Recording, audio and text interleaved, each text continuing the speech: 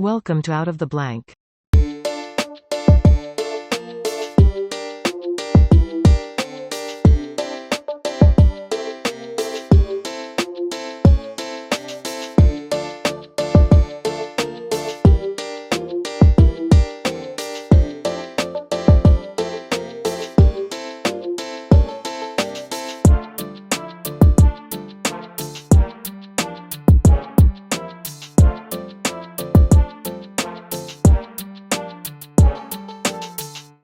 Welcome to another episode of Out of the Blank.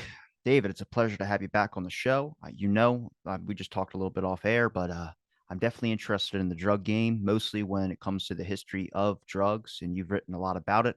But we've never even really got into full in depth onto a couple things that you did mention in our previous episode. And one was Timothy Leary.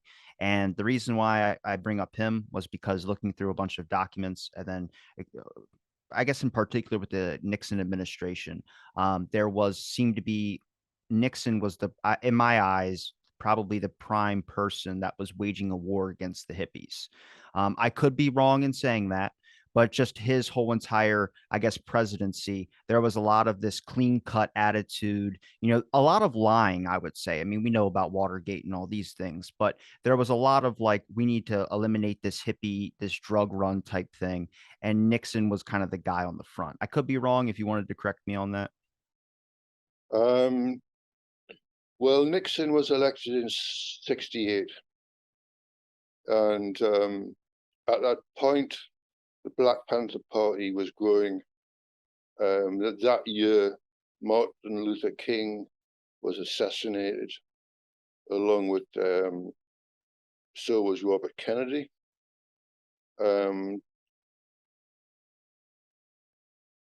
Nixon was faced with two major problems, one being the anti-war movement, which was absolutely massive, and the other one... Hold on, David, you might want to move your mic up a little bit. Okay. You're good. And the other was the Black Civil Rights Movement, which also led to the creation of the Black Panther Party, who were placed on the FBI target list by J. Edgar Hoover, who launched a murderous campaign against the Black Panther Party, and essentially brutalized them. Some of them went a bit mad. Some of them tried to cope with the stress of actually being at war with the state. And Nixon's tactic of undermining the anti-war movement and the Black Panther movement was to introduce anti-drug legislation, which enabled the various state agencies to target people on their drug consumption, because they knew under the American Constitution they couldn't deprive them of the right to protest. So Nixon was essential to this process of trying to destroy the radicalism in the United States. And he did so through anti-drug legislation. And we are still living with the consequences of that war on drugs, which has led to an absolute disaster, because, as we know, the drugs trade is now controlled by organized crime. Various mafias throughout the world, very violent. And so, in a sense, we are living in with the consequences of Richard Nixon's anti-drug policies. But we can go back further than that. Like I said, Nixon was only elected in 1968. We can go back to the 50s and as well, and we can talk about Timothy Leary, if you like. Sure. So Timothy Leary is in the 50s. He's a very straight psychiatrist. He's and the, in 1957, there's an article in Life magazine, which is owned by Henry Luce. And at the time, Life magazine was the most important, probably the most important magazine in the United States. They bought the Zapruder film. They bought the Zapruder film, indeed they did. And so a guy called Gordon Wasson, he went to Mexico and he did research into magic mushrooms. And he published a major feature article in Life magazine about the wonders of magic mushrooms that he had discovered in Mexico that had an amazing effect on the brain. And he thought that if the mushrooms could be synthesized in tablet form, they could be used in psychiatry. Now, the thing is, Gordon Wasson's trip to Mexico was actually part of the CIA MK Ultra program. And one of the controversies that psychedelic researchers are concerned with is, why did the CIA want to introduce psilocybin into American culture? The CIA under Sidney Gottlieb wanted control of psilocybin. Unfortunately for them, Dr. Albert Hoffman, who was in charge of the Sandoz Corporation in Switzerland, who was the guy who discovered LSD back in 1943, he managed to do the job himself. He synthesized the magic mushrooms into psilocybin tablets and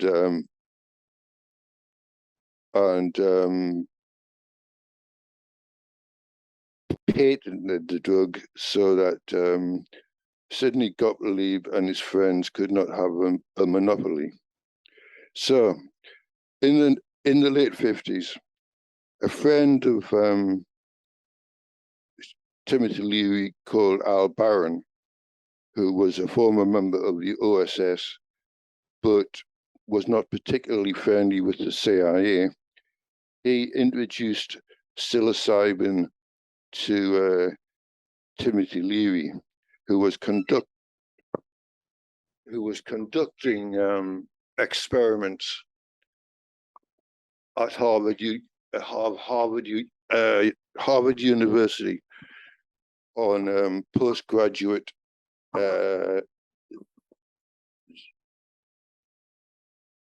divinity students with his colleague Richard Albert.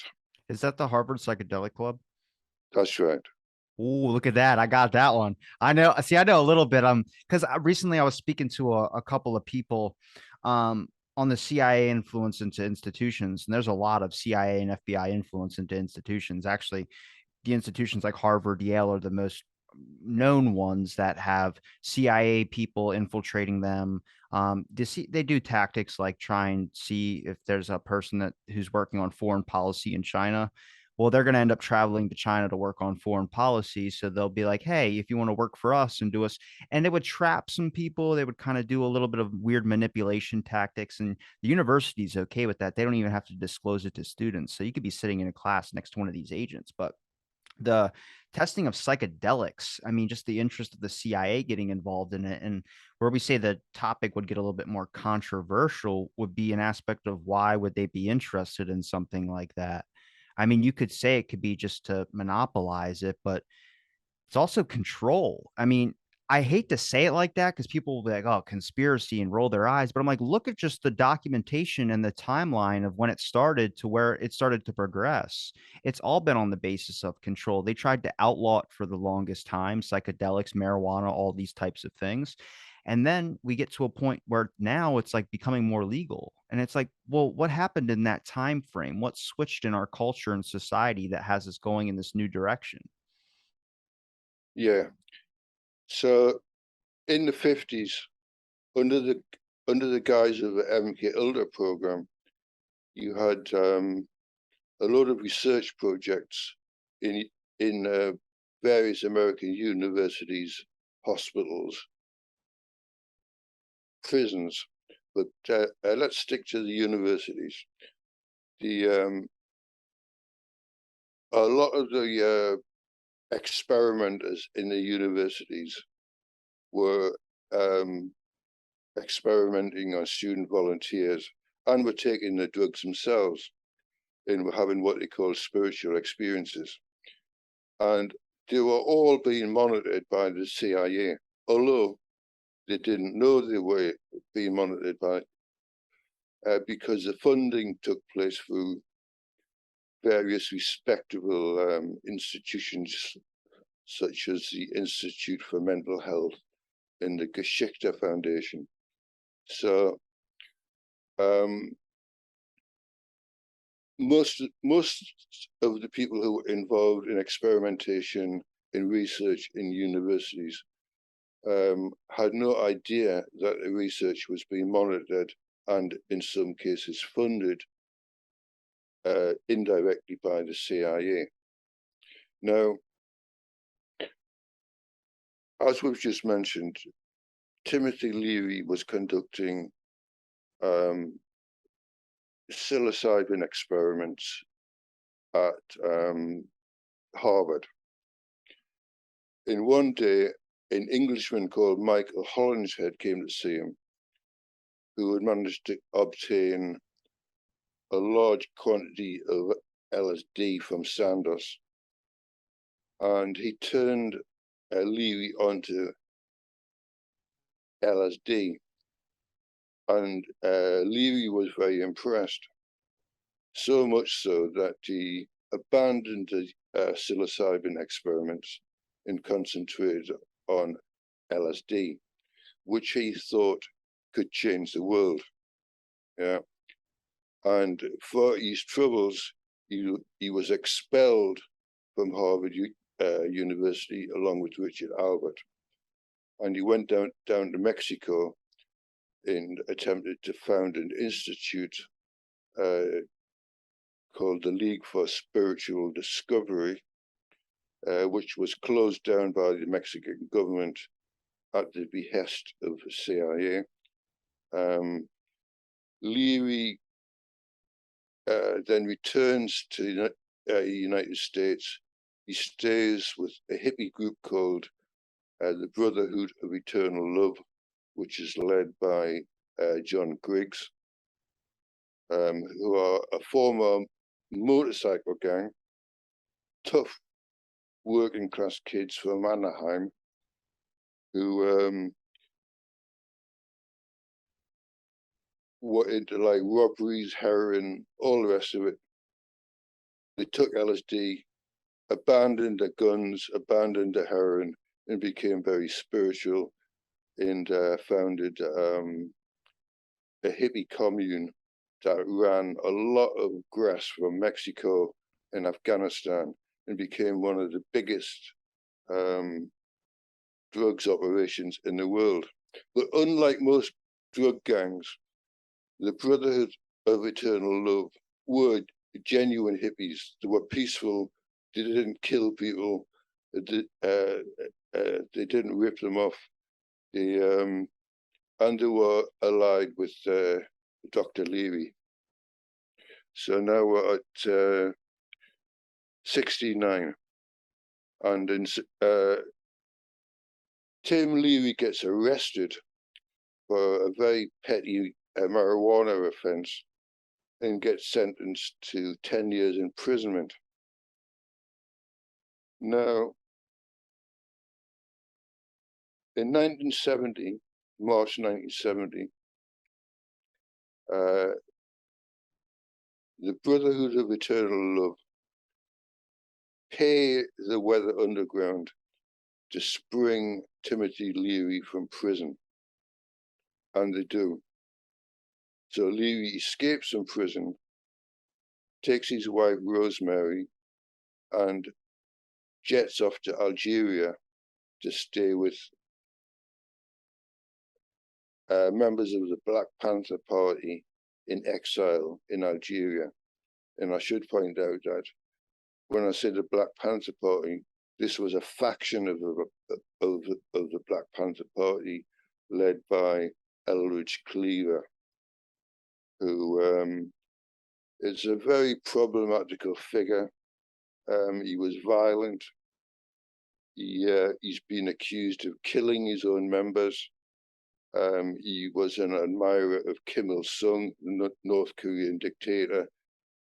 And Timothy Leary lands up in Algeria as a guest of Eldridge Cleaver.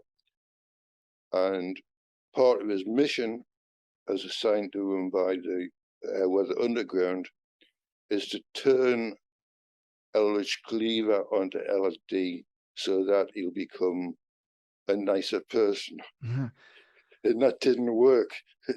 He did turn on Cleaver to LSD, but Cleaver remained a very paranoid, violent person, and Timothy and Rosemary realized that they had to get out. So they did get out, and they went to Switzerland. They got kicked out of Switzerland. They went to Austria, got kicked out of Austria, ended up in Afghanistan, where they were finally cornered by the American Drug Enforcement Agency, who had them who had Dr. Leary extradited back to the States, where he was returned to prison. And how did Tim Leary cope with this? He talked to the FBI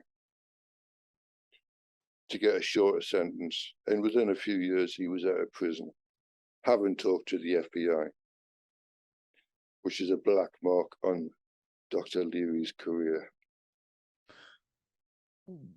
So do you think that they just had a different opinion of LSD, like Timothy Leary and the West Underground? Like, do you think that they just thought since they experienced change through LSD that other people would experience the same thing? And when it didn't work on that one individual who still became more paranoid and violent, then I think they realized like maybe it's just per individual. Like if you read MK Ultra, the beginning documents, they talk about the idea of the main experiment was to brainwash people and make them like sleeper agents in a sense, like make them double agents and make them murderers.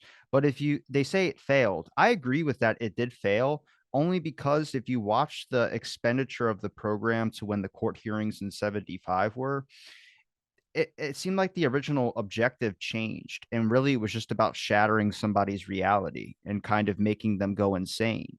We know that from Jack Ruby. We know that from just a bunch of other cases. I think Stryker is another case who murdered and raped a 3-year-old girl. Like the goal wasn't to get him to do that. It was just, it happened. It was an unintended consequence. And they started learning that this drug um, wasn't, it's not replicable in the sense that you can repeat the same thing over and over again and constantly make sleeper agents. At least as far as I know, it just seemed like per individual, each case was different. So, I mean, was their goal later just to brainwash people and make them just completely insane? I mean, we know that from interrogations. People from after interrogations, we have documents to prove it. They couldn't even speak anymore. They were fumbling around their words. They were going insane. They usually ended up suicided or died in some weird circumstances. And you have to question, did they just give them too much? Like we know Joyon West with the elephant incident. There's a lot of these types of things where you start questioning, like when they say failed. I mean, Joyon West in court said that he wasn't involved in MK Ultra. Well, we know he was. but that came out after he died because he threatened to sue anybody that would even slander his name in the sense of lumping him in with that program. And then now you just start wondering, why are they reaching out to psychiatrists all the time? It seems like every single person involved in MK Ultra who have basically not really a whole lot of LSD experience were more than capable of being the proper people to be used in MK Ultra. Yes, well, there were various techniques used, not just LSD. There was also hypnosis, sleep deprivation, various other drugs. Have you heard of this guy in Canada called Dr. Ewan Cameron? Yes, I've heard of him before. I mean, he was really evil. He experimented on mental patients. He experimented on pregnant women when they had the baby in the womb that also was getting affected by some of the drugs he experimented them on with. Yeah, and he was part of the Ultra program. And I think that I think they were just trying to find out how much they could get people to do things that were against their nature. So in a lot of cases, the only result was that they drove people crazy. You know, they made them dysfunctional. And they tried to develop sleeper agents on the lines of the Manchurian Candidate. There's no evidence that there ever was a Manchurian Candidate type person, although there's been some people have argued that it did achieve that, and we can't know for sure that it didn't achieve that because Sidney Gottlieb destroyed the files, destroyed the operational files in 1973 because he knew the shit was going to hit the fan. He knew the journalists were on the case. He knew that the victims were consulting their lawyers. So, I mean, Stephen Kinzer is the expert on this, and I recommend that podcast you did with him last week or whenever it was, because he explains all this, right? It helped me understand who that person was a little bit more. I look at it the same way I look at Alan Dulles. Like if everyone blames Alan Dulles for a lot of stuff, and he wasn't a good person, but the way he was perceiving the reality that he was in was that I need to do the tough things that other Americans wouldn't be able to do. And that's what he was, like a patriot. But if you read everything he did, you're like, this guy's just a horrible person. Well, in his perspective, he was doing what other people wouldn't be able to do in the sanctity of keeping democracy in America, this idea. And that's like with Sidney Gottlieb. Like he's not, the way he was looking at it was like he was dosing himself as well too, but he was looking at it like it's research. You know, they're going to get somebody else to do it, and it kind of sucks because it takes out that human personal experience that we all would feel if we were doing that to somebody. You know what I mean? And it just makes a bigger question, like, why didn't they get Timothy Leary on their side? Why was he just so, I guess, against everything that they believe in? But it seems like a common tactic today was that you make your enemy your friend. You make your competition your friend, so you have no competition. And if this guy is doing the exact opposite of what you want to do with the drug, you would think that you would sign him onto your program. Yeah, and Timothy Leary in his memoirs says that whatever he did, the CIA was not far behind. They were always monitoring his progress. They were very interested in his experiments. They were interested in his relations with the Brotherhood of Eternal Love, and they had a program against the Black Panther Party. So when Leary went to Algeria, he was being monitored by the CIA in Algeria because it also infiltrated the Black Panther Party. And all the time Leary was on the run, he was having to do business with people who might well have been informers, such as his own son-in-law, Dennis Martino, he was called, who died in mysterious circumstances. So, how mysterious are we talking about here? Like, did he go on a camping trip and get lost, or is this like 2 shots to the back of the head mysterious? well, he died of an overdose in a Spanish hotel room. Okay. All right. When he was, because he had connections with the Brotherhood of Eternal Love, and he was busted in New York and mysteriously released and allowed to go to stay with his father-in-law, and helped to arrange for his father-in-law to be extradited back to the United States. That's what it seems like to me, according to my research. And he then went to Spain and died. So we don't know how he died, but there's a lot of suspicion about it. Well, since I respect your perspective, what's your perspective on all of this when it comes to like the controversial takes on things? Like, why do you think the government was really super interested in drugs?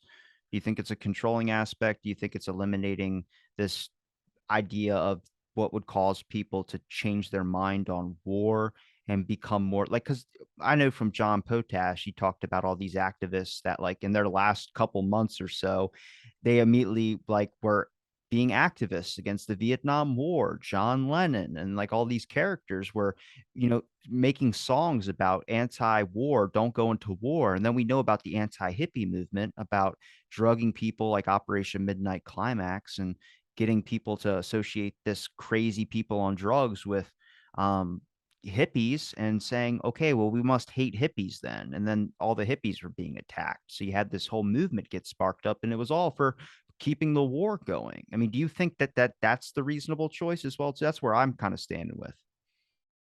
Well,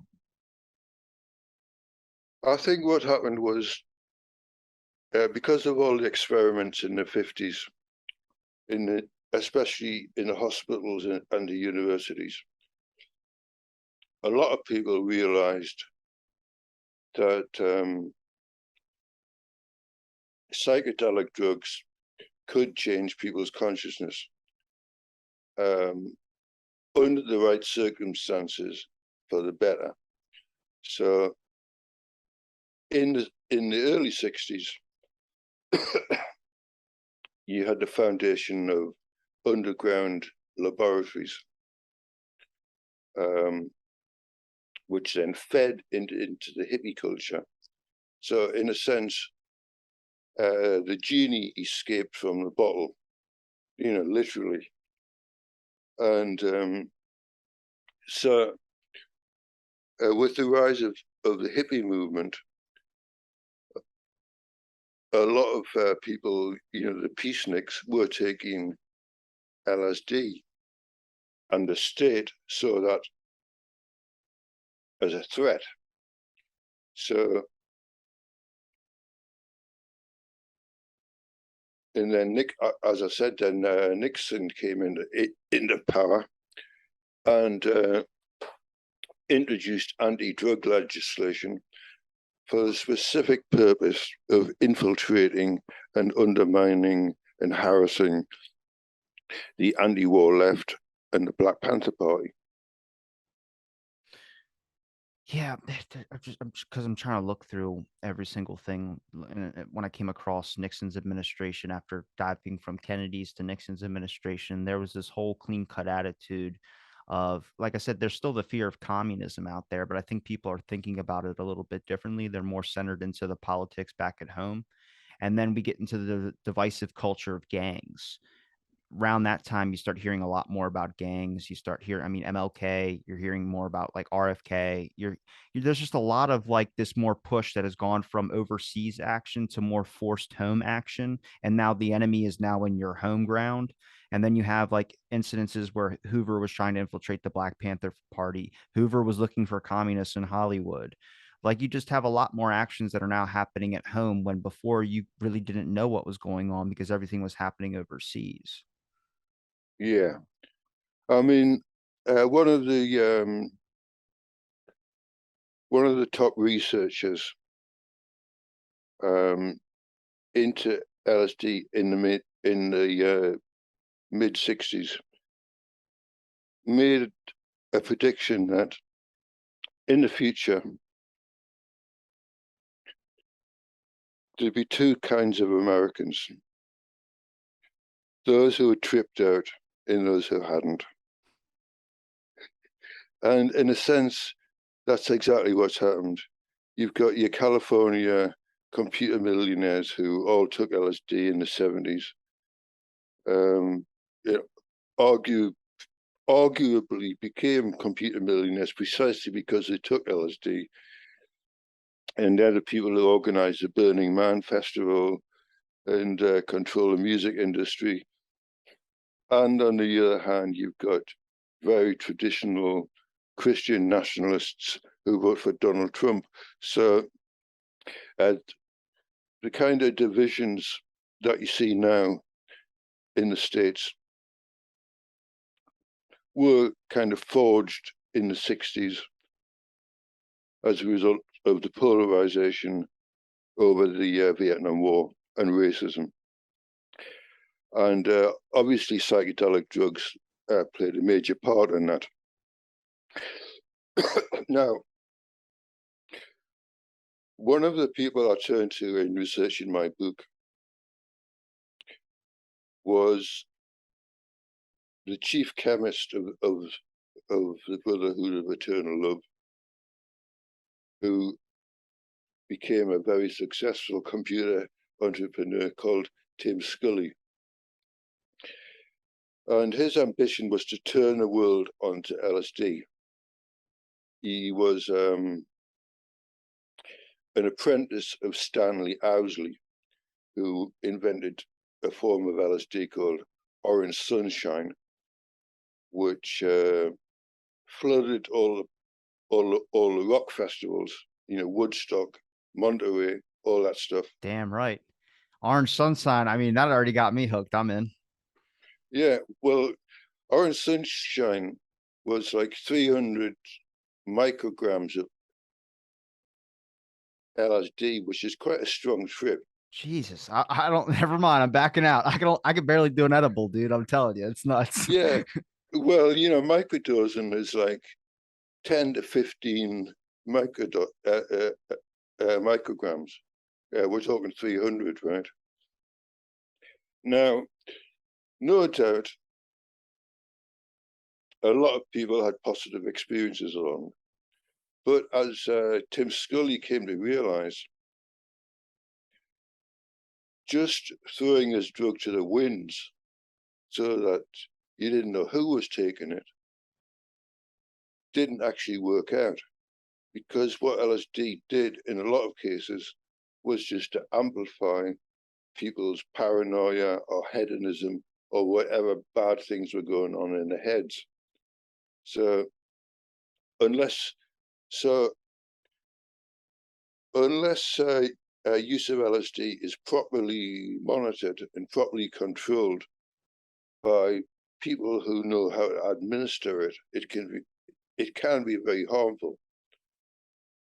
Now, as regards the Cold War, Owsley and Scully, who were the chemists, the great LSD chemists, they weren't trying to undermine America. They were trying to undermine all authoritarian systems throughout the world. So they smuggled LSD into Vietnam, Russia, China, all the rest of it. And they believed that if they manufactured enough of this stuff, and they did manufacture a lot of it, they could change the world. And Scully now tells me that he was very naive to believe that at the time, that that's what they believed in good faith. And another thing, Stanley Owsley was using the Hells Angels as distributors. And when Tim Scully came on board, he said, we don't want to have anything to do with these Hells Angels. They're violent people and unreliable. I know a very nice group called the Brotherhood of Eternal Love, who are non-violent, won't rip us off, and will distribute LSD for us. And that's what happened. And that, yeah. I was about to ask, do you think that with that they could have actually probably pulled it off when it comes to just introducing more people to LSD? I mean, you're not going to probably change everybody's perspective on the war and world and all that, but you can definitely make a severe impact, especially with a mind altering drug like LSD. But I mean, limiting it to like, even if it's the Hells Angels, I get just moral values. You don't agree with what they do. You don't think they're the proper face that should be attached to distributing the drug, for instance. But I mean, drug culture got into America and it spread widely. And it just sucks that the culture that did spread necessarily wasn't the most beneficial aspect of things. I mean, marijuana was illegal. LSD, psychedelics were basically controlled by the government in a lot of sense later on.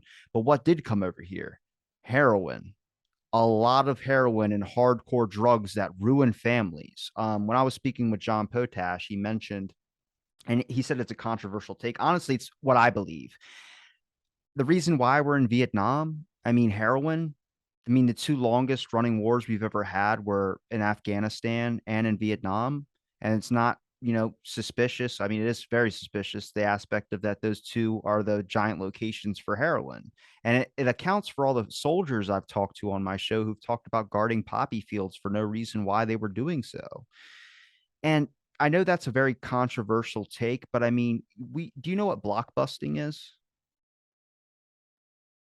The only thing I know about blockbusting was there was a video store chain that is now defunct called Blockbusters. That's a little bit better than what my example is. But blockbusting was this thing where they would knock on doors in neighborhoods, the government would, and they would say, "Hey, you need to sell your property because you have black people that are moving in beside you." And it was to get a bunch of people to move so they could buy up that land and they could do whatever they wanted with it. But that's what it was. It was basically they scaring people, saying that your neighborhood value is going to go down. You're going to lose all the value on your house because you have a certain ethnicity moving in. Now, if you understand that example, then you get into the aspect of heroin. Government introducing heroin into gangs or doing all these types of things, introducing it into neighborhoods of poor equality, or where maybe there's a certain ethnicity that lives there. I mean, when you're a parent crying over the loss of a son or daughter who just overdosed on heroin around the time elections are coming up, and like that, like I said, that is another controversial take, but there's reasonable weight behind that. There's a lot of evidence to show that. I mean, when did this drug culture get in here and why was it the worst one possible? The one that the government says, like, they don't even really talk about heroin that much. They talk more about LSD and marijuana for the longest time, demonizing that, but none of these hardcore drugs, none of the crack epidemics, none of the. I live near Baltimore. There are people that nod out in the middle of the street because they're on some type of hardcore drug, and you start wondering, when did the drug culture get get in here, and why was it the worst one possible?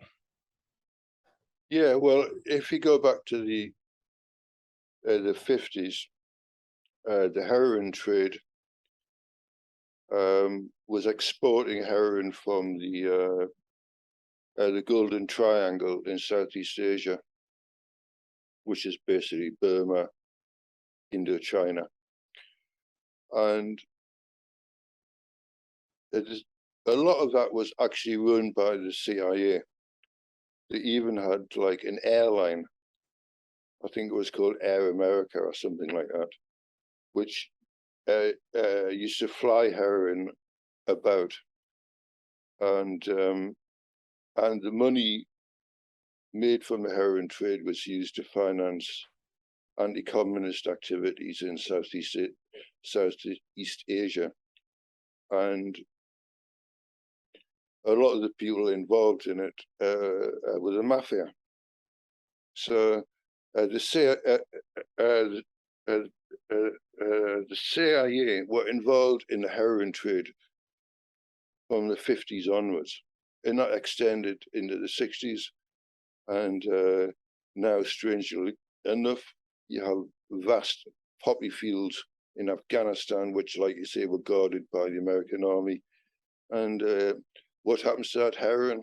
It it lands on the streets of, Baltimore or London or wherever.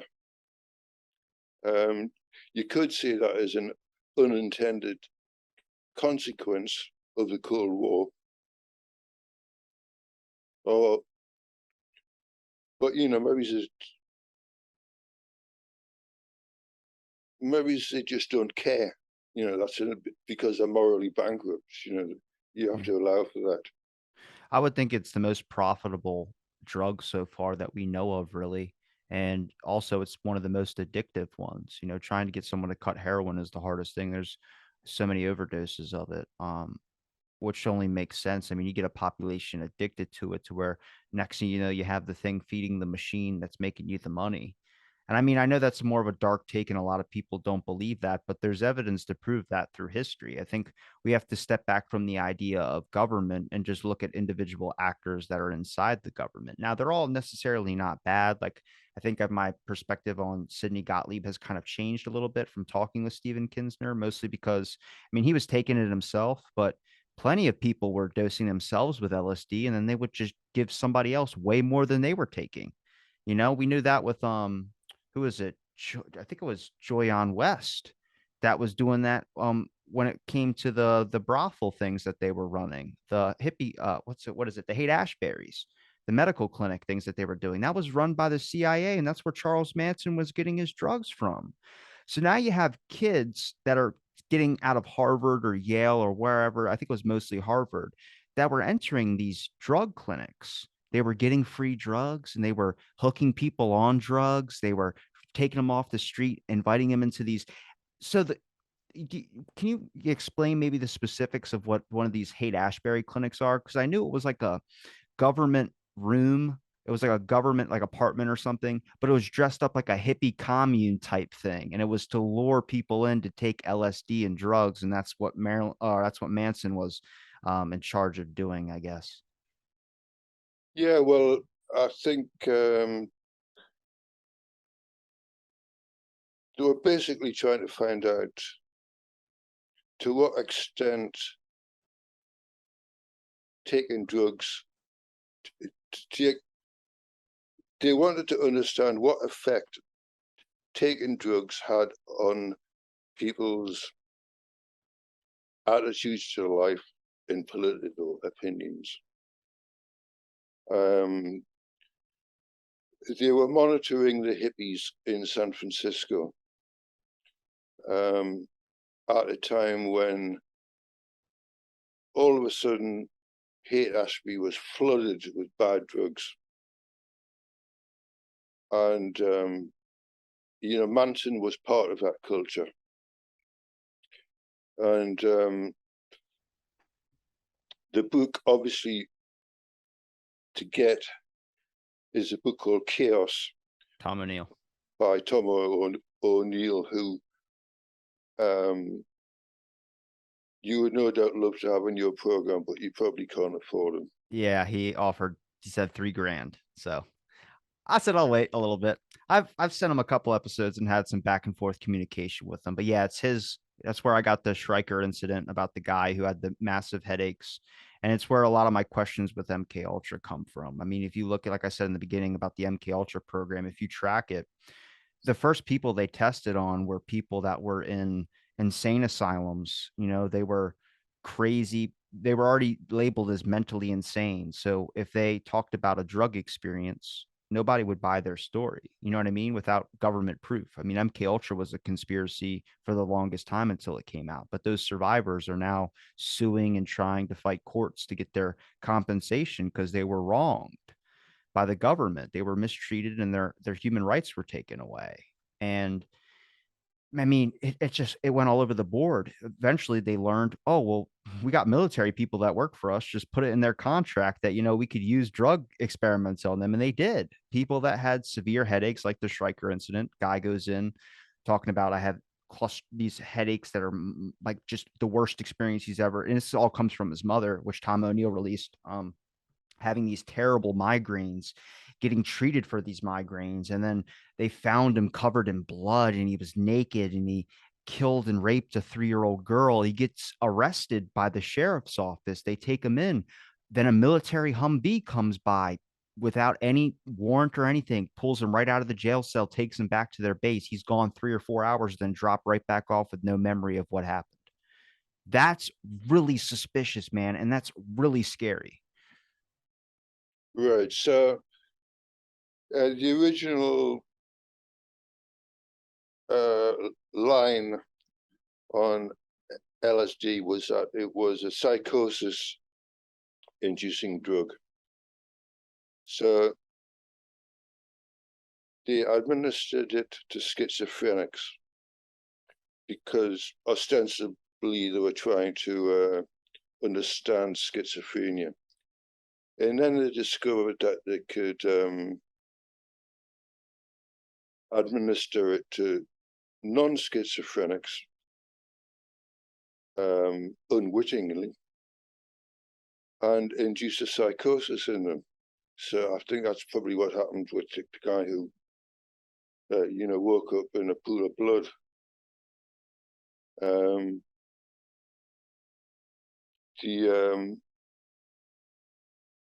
Whatever they gave him activated these underlying mental health problems, and I think it did that to a lot of people. To come back to Manson, by the way, when Manson carried out his murders, he tried to make it look like the Black Panthers did it. At a time when the Black Panthers were being targeted by the CIA, that's, to me, that's what has been covered up in the Manson case. Well, even like with I think it's the Tate murders, or the famous Tate thing where they killed a bunch of people in their house, and I think the house was for sale like a couple of years back as well too. Bugalosi, the guy who did the trial on Manson, Tom O'Neill found out that he lied about a bunch of stuff. They put a prosecutor on the defendant's side to sabotage the whole court case, but also Bugalosi was pushing the helter-skelter model, which is this idea that um, it's a long, convoluted. I don't know if you know it probably more than me, but it's the idea that Manson got the idea from the killings from listening to the Beatles albums. yeah, John Lennon's attached to it again. There's all these weird ass connections to stuff. I mean, John Lennon has an alien story as well too, about seeing an alien. And you hear, oh really? Yeah, he's apparently going out on his hotel balcony with a girl. He was like butt naked or whatever, and he saw a UFO. And I heard about this like over like 200 something episodes ago, but it was David Halprin had a story about it, and he believed that aliens are like these things that we're projecting out of ourselves. I mean, that's John Lennon's experience, but he's tied to a bunch of stuff. I mean, Manson said that he was getting messages from the Beatles' White Album, and it was this helter skelter model that he believed that him and his followers, his family, his Manson family would, hide underground, wait for all of this. And he believed that the only people that would be left, I think, were African American people. And he said that he could easily control and manipulate them, but it wouldn't make sense because the idea that Bugalosi was pushing, and like I said, I'm still kind of new to this, was that Manson was rejected by one of these music producers saying that he didn't have talent, and that's what caused the murders. But what no one took into account was that Manson had met him multiple times after that. So the idea that he was mad at him when they were seen hanging out and still talking and briefly having conversations, interactions with each other, it's a lie. It's fabricated. That doesn't exist. And that was another thing Tom O'Neill exposed. And you just get the guy's name was Terry Melcher. Terry Melcher, yeah, that's who it is. He was one of the most successful record producers in America. Produced the Byrds and the Beach Boys, and the Beach Boys even recorded one of Manson's songs. It was originally called "Cease to Exist," and the Beach Boys recorded it as "Cease to Desist." But yeah, Manson was certainly felt he'd been ripped off by Terry Melcher, but like you say, the relationship continued. And the argument is that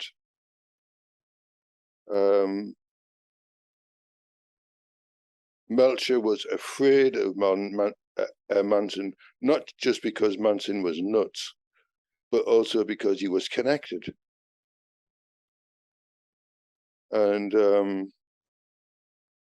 the evidence would suggest that Manson was being used to try and discredit the Black Panthers and the left.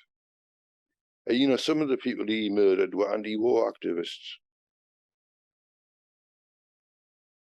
I didn't know that. I'm trying because I'm trying to think with these gangs and everything, everyone that's being targeted, they all seem like people that could easily rise up to power in a sense and, match the government and a lot of potential. And that's where you see a lot of these individual targeting. I mean, the Black Panther Party, um, the Brotherhood of Eternal Love gang, they label them as these, and you see that with the activist movement as well too. Musicians have so much power with the words that they say and spurring up a population to think about their actions, much like the drug LSD. Anyone that ever takes it, they don't feel hate, they feel love usually. And when they feel this love, they start questioning war. And you can't question war when that's the money motivator. I mean, I'm always going to bring it back to the government aspect because I just see them tied into everything, every single influence of stuff. You get to the Manson aspects. I mean, I I would fight the argument that they were definitely being drugged in their trial. Those followers, the family did not care. They were drawing crosses on their foreheads. They were doing it, they weren't taking it seriously. And that's either because they were being drugged or because they knew that they were just being blamed for something. I mean, Manson officially never murdered anybody. He said that he convinced his followers to do so, but I don't know. I've heard Tom O'Neill talk about it like a little bit in depth on his investigation, and you start realizing like maybe it was just the wrong time and place, much like LSD. I mean, if it was breaking out now, would people accept it more? Would people understand it more? Would it get a better rep? Mm. Well, the thing is that the American state, the CIA, and the medical profession, as I said, labeled LSD as essentially a psychosis-inducing drug, and restricted it so much that it led to the formation of underground laboratories. So if it hadn't been forced underground, history might have been very different. How are they being distributed though? Like if you're making the drugs underground, how did that transfer process go? Like I know about the Haight Ashbury Clinic, which was run by the CIA, which shut down after Tom O'Neill wrote his book. But I'm just curious, like how are they delivering these drugs and how are these drugs being distributed out into the market? Well, as I say, the most important manufacturer of LSD in between say 65 and 68 was Stanley Owsley, who was a very brilliant chemist. And he also made a rather nasty little drug called STP, No shit. No shit. which was a kind of it's a psychedelic drug that gives you a trip, but it has very nasty side effects, and it does not make you feel like a good person. It makes you paranoid. And when he recruited Tim Scully, at the time, the drugs were being distributed through the Hell's Angels, because no one messed with the Hell's Angels. They were uh, uh, you They were worse delivered than the Clintons. you delivered the drugs to the Hell's Angels, and they would put them on the streets. But as well as putting LSD on the streets, they would put heroin on the streets, and they would put STP on the streets. So when Stanley Owsley got into trouble with the law, he said to Tim Scully, "You're on your own, kid. It's getting too hot for me here.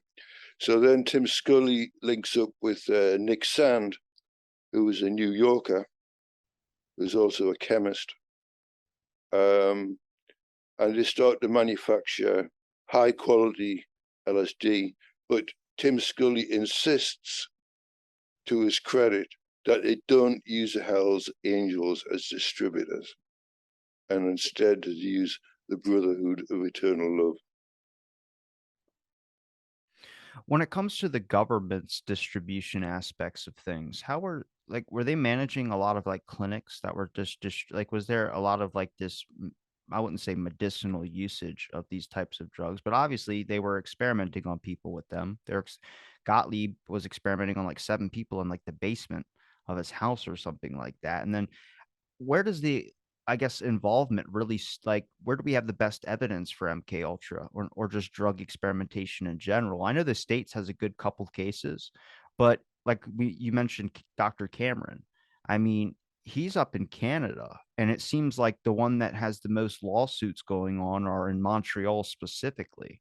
So you start wondering, like, I mean, we knew that Gottlieb was testing out his drugs. I don't know if it was Africa or if it was somewhere close to Germany, kind of. He was testing drugs where they had different regulations on what he could do, which made it more difficult when he came to the States to use them over here.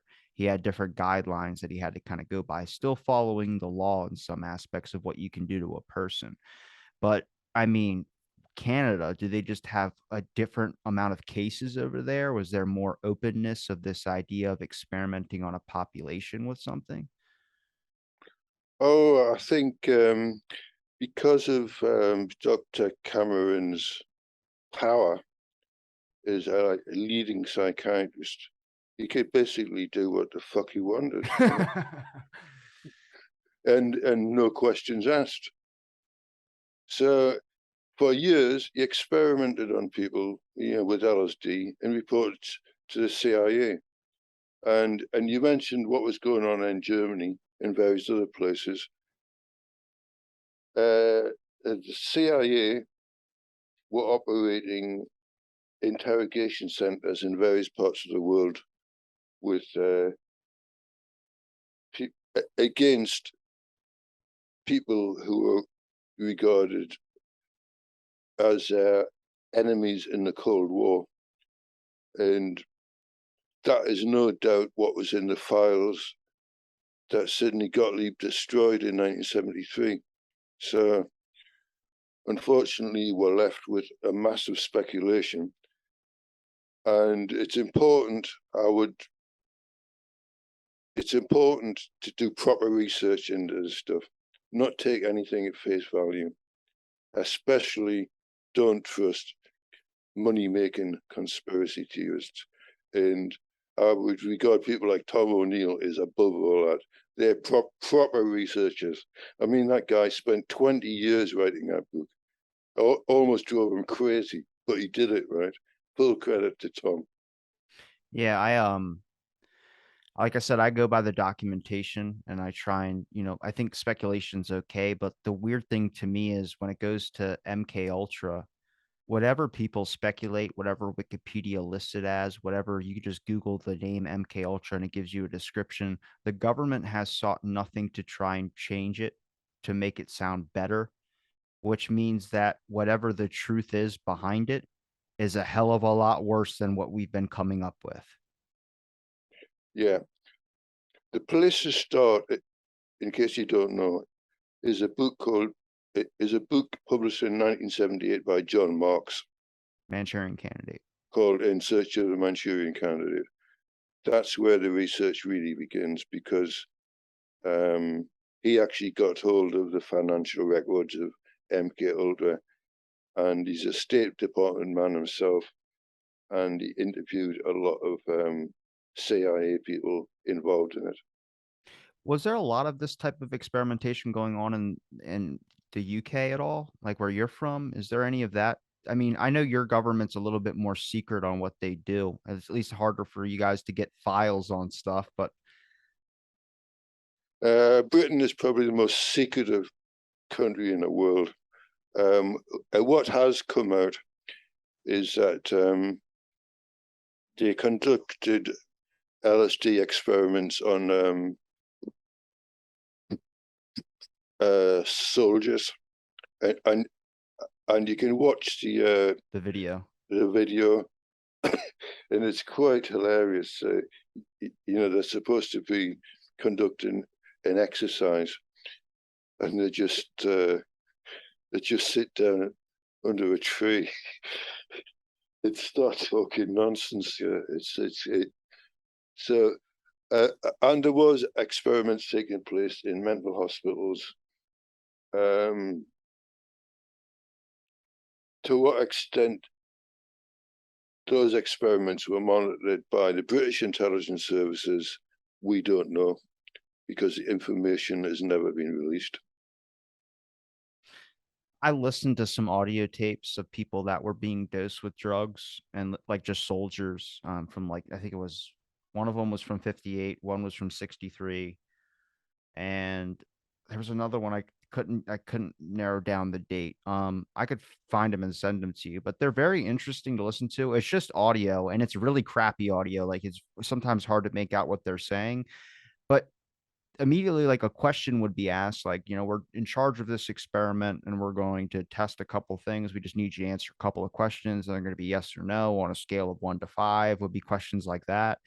And the person would not answer the questions at all. He was just like going all like examining the room in a sense to where you could obviously tell that the person's high on something, but they weren't like aggressive. They weren't like mad. They weren't doing anything. They were just like, so how are you feeling on a scale of like 1 to 5? And he would be like, I'm feeling different. I feel more involved. And it was like these weird things where you're just listening to it. And like I said, I had to listen to it a couple of times just to be able to understand what they were saying. But it reminded me of when they tried, there was an experiment you can find on YouTube, and I've showed it on air before, but it was to test people to see how far they would go.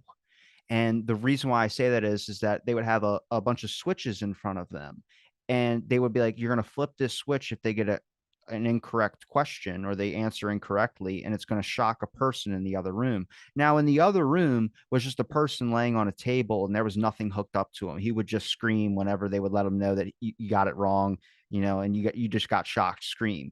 And each lever that the guy would go down would go up more in voltage. And it's like I said, it's a popular video you can see on YouTube. I found it looking through a bunch of different like memory experiments. One where like a gorilla walks by, like, did you see the gorilla? Like that one.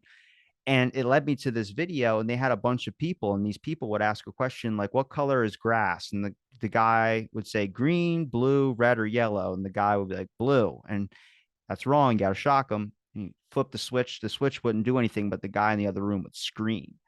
And eventually you got to the ending of it, and nobody really hesitated in shocking these people. Some of them did. One guy really did. One guy said, I'm not going to continue through with this. You need to check that other guy in that room. But mostly everybody went through all the way through. And the one guy, eventually the dude stopped screaming. And I thought that was like, I know you could say that like that's a weird experiment. That's a really interesting experiment to really show like people are just accepting authority, and they're not even like hired by these people. They're just individuals like that are involved in some other institution or something, just coming in and doing an experiment at any time. They're not getting paid. They could just stop whenever they wanted, but it's because a person that's in charge is telling them what to do. Yeah, And the guy in the white coat, the what the symbol of fuck? authority. I mean, you go to a hospital, a guy in the white coat, you're going to do what he wants you to do. Yeah, You pull your don't pants quite, down, do whatever. Yeah. you don't question the authority unless you really think about it, which that one guy obviously did. Who I thought, what's going on here? This is fascism Yeah, or I mean, worse. Yeah.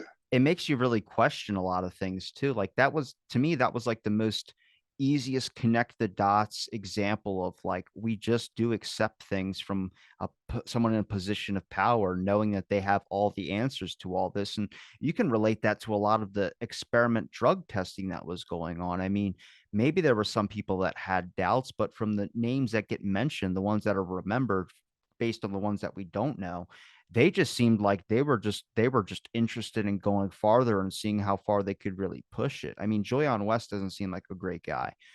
Gottlieb, I've changed my perspective on a little bit because he seemed like, after talking with Steven Kinzer, but I mean, how many people didn't want to be involved with this? I think Frank Olson's probably the best example. I mean, once he got dosed and realized what was happening to the people, and then he spoke out, and the next thing you know, you know, he falls out on an overdose. The thing about Olsen, he didn't actually speak out, but they were afraid that he would. Right, that's how bad it was, Wow. because they knew he was deeply unhappy with his job and wanted to resign. Right, he didn't say, "I'm going to resign and call the New York Times." He just said, "I want out," and this, and that was enough. That was enough to cast suspicion on him. That throws him in the category of weak link, I would say. But how do you know when you're in that deep though? Like so many people are probably in really, really deep, and then they notice it like last minute, like, oh, I don't want to be involved in this anymore. But you got that conflict where it's like, are they going to kill me if I try and leave? I mean, you can't, if you know all that about the experimentation that was going on, what we can know now, even though nobody can pay the price since everybody's basically dead that was involved in it. But you, back then, if you were doing that, you couldn't just go free. There is none of that. Like, okay, well, have fun back at your desk job. And it's like, oh, they're not going to let me go back to my desk job. That's not going to happen. Because he knew too much. He'd been on the inside. He'd seen the experiments. He probably knew about the interrogation centers in Germany or wherever. And he was ill and he wanted out. And they said, "No, it's not as simple as that. Sorry, pal." So then they dose him with LSD, and he has a breakdown, goes into depression. They take him to New York to see Harold Abrahamson, a CIA psychiatrist, and he's staying in the Sattler Hotel, and mysteriously he goes out of the window on the 11th floor and and, and dies, and the CIA lie about it to his family for the next 40 years, including his son, who I look forward to seeing on your program if you can get him. When it comes to the experiments that they ran, is there any in particular that stick out in your mind? Like for me, the MK Ultra sleep room was definitely one of these experiments a lot of people don't know about, which they kept the patients wide awake. They wouldn't let them sleep for days and just let them go mentally insane while dosing them with bits of LSD. Like it's pretty, you know, shocking in a sense. I think the worst one I can think of is you and Cameron in Canada. That is very well documented. And he was obviously a psychopath. What did he do? I'm not too familiar. I think one case where I read a diary of someone that talked about being placed in what felt like a hole in the ground, and he thought that they were pouring snakes on top of him, and he was blindfolded and had headphones on. Yeah, all that kind of stuff. And sleep deprivation, electric shocks, electric shock treatment, combined with various drugs, including LSD. And for people that are listening visual wise, there's pictures you can look up on the internet of someone with their chin strapped and their head strapped with things over their ears and their eyes kind of pinched open a little bit like Clockwork Orange, but their head strapped down. These are children. And this is one of the survivors I reached out to, and they're basically strapped down to this table. And on the signs beside them say, don't urine, and just things where it's like, don't pee yourself. And it's like, if you're going to get it, like, there's a weird part in our society, and some people might remember having this. This was out of my time period. It was a little bit probably like in my parents' time period, but they would have a little device that you would wear, like a belt and like an underwear thing. And if you peed, it shocked you. Oh dear. That was a real thing that was open to the public to have to stop bedwetting. And then you look at what I just explained about a person being strapped to a table with saying stop urine and all this written all around them with their eyes wide open, having to stare at those while they did whatever experiments they did on that person. there are these weird tactics to get over these problems that we've had in our society. It kind of leads down the dark route of psychiatry. I mean, that's a dark history in general, which makes more sense why every single person involved in MK Ultra was a fucking psychiatrist. A lot of psychiatrists involved in it. Some of them saw the light, including arguably Timothy Leary, who was a brilliant psychiatrist. Do you think that he was targeted by the government because that he saw the light and that they didn't want that getting out there?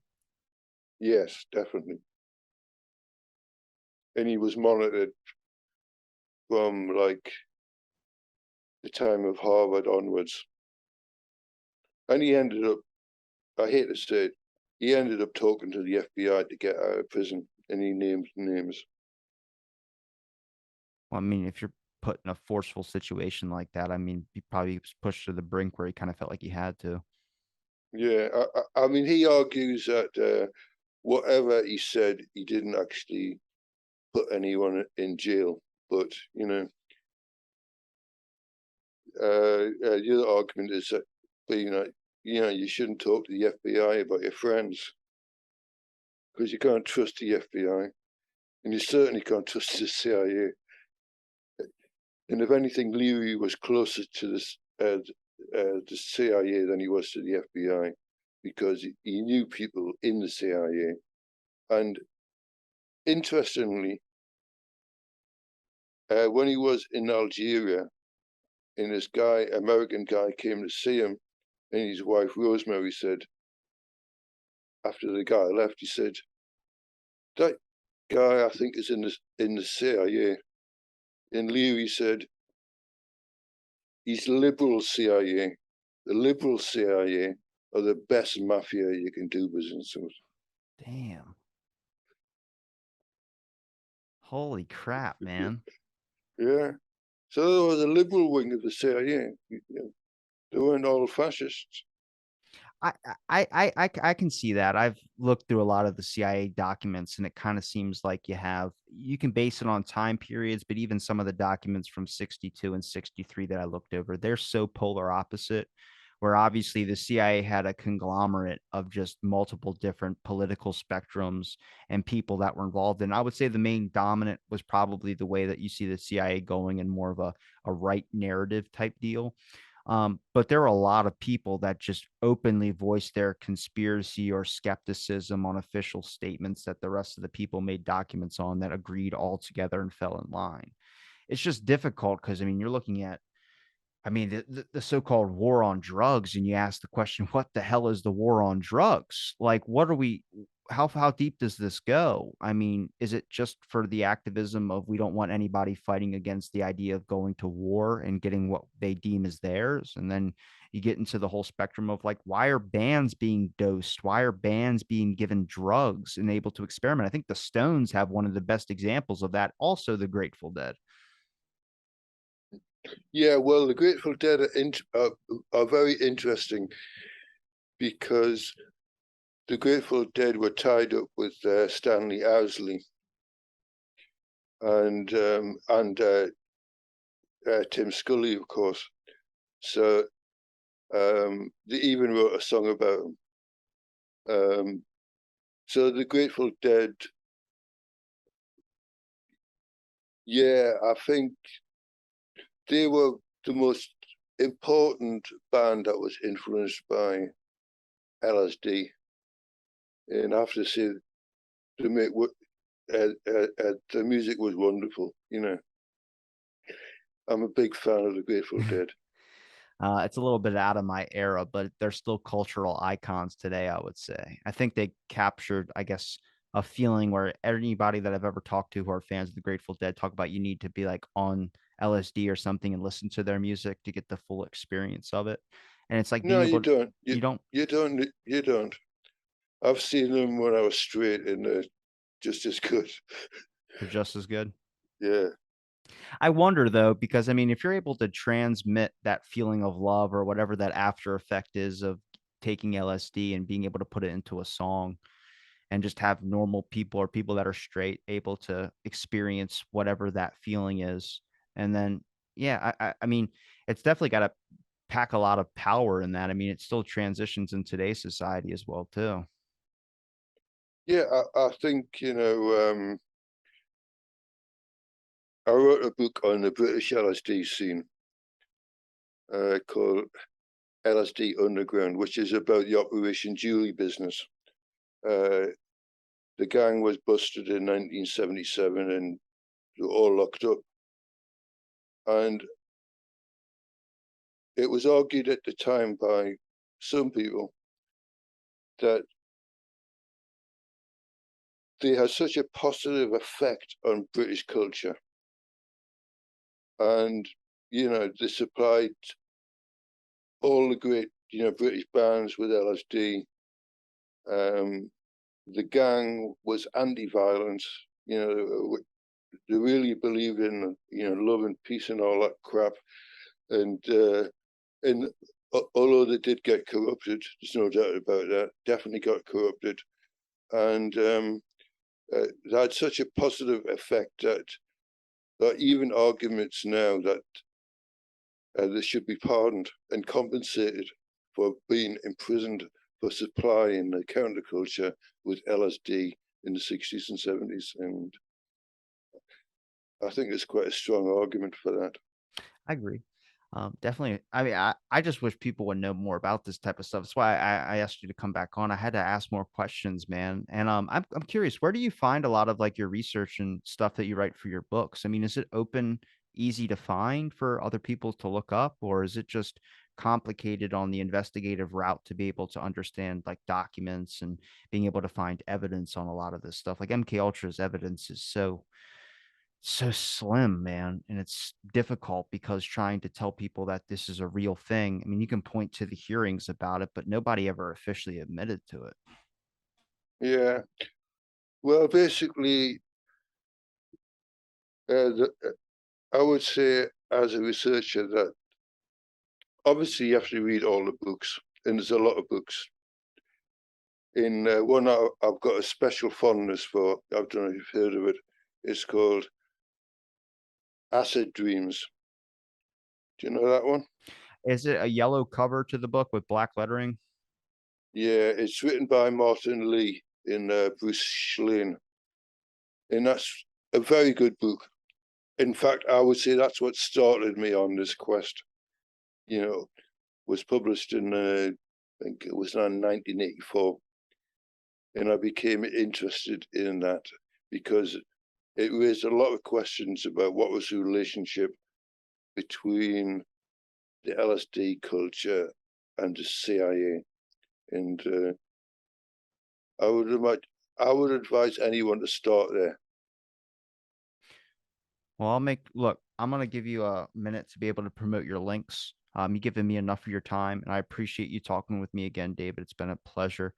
But where can people find your books and any links that you have as well too? Any writings you have on Lobster Magazine, also your Twitter handle with the best name that's out there, and any books that you have, if you have any, you want to show up on screen as well too. Okay. There's that is Psychedelic Tricksters. Psychedelic Trickster second edition, published this year. And this one deals with the British scene, Operation Julie, the Microdot Gang, LSD Underground. That was also published this year. Did Operation Julie have another name like Operation Gladio or something like that? No. Okay, that's fair. Well, it's been great talking to you again, Robbie. Feel free to invite me back anytime. For sure. Thanks again, David, for doing the podcast. And thanks everybody for listening to this episode of Out of the Blank. Stay tuned for our next episode.